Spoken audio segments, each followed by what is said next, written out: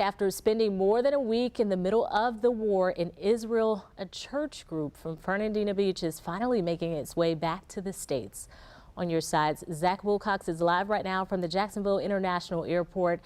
Zach, many of them will be arriving here shortly. Yeah, Destiny, if anybody's here waiting for that group to come back from Israel, they might as well pull up a chair like I did because they just had a delay on their flight, but they are up in the air now coming back from New York. They landed in New York a couple hours ago. They should be back in Jacksonville around 12:30 this morning. Fittingly enough for everything this group's been through, they're about the last flight arriving in Jacksonville, but they've been through quite a lot. And one of the members of that group that I talked with mentioned that a little delay is the least of her worries after what the past week has been like. I've just never loved landing in New York so much in my life.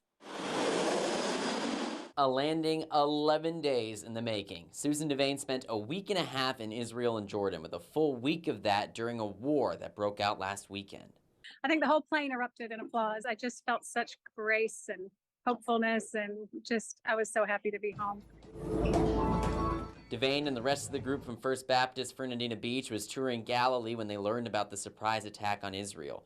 They were supposed to fly out of Tel Aviv Thursday, but after those flights were canceled, the group had to come up with a backup plan. And they had some help. Congressman Aaron Bean is a member of the church, and he teamed up with several lawmakers to create some options for getting them home.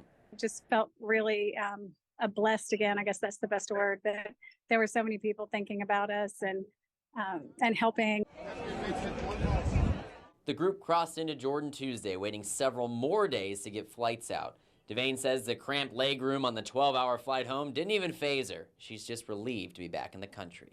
I just want to be a more gracious person. After seeing what the people go through over there, we were extremely nervous at times, and then we were able to leave it. And the people that are in Gaza and really all of the cities over there, the sirens are still going off, and they still have to fight that. And I just think we all are still praying for peace. Great outlook there for Susan, and I tell you what, it's always nice seeing the arrival part of the airport, all the hugs and flowers and signs, and hopefully there'll be more of that to come here in the next hour for Susan and company as they arrive. There's going to be 18 of them on this flight of that total of 54. She mentioned there's been about 8 of them that were able to get flights a little earlier, but the bulk of the group will actually be coming back tomorrow on the exact same flight. And she mentioned she might just be at the airport again tomorrow because she wants to make sure she's there to welcome that remaining half of the group tomorrow evening. At Jacksonville International Airport, Zach Wilcox, First Coast News, on your side.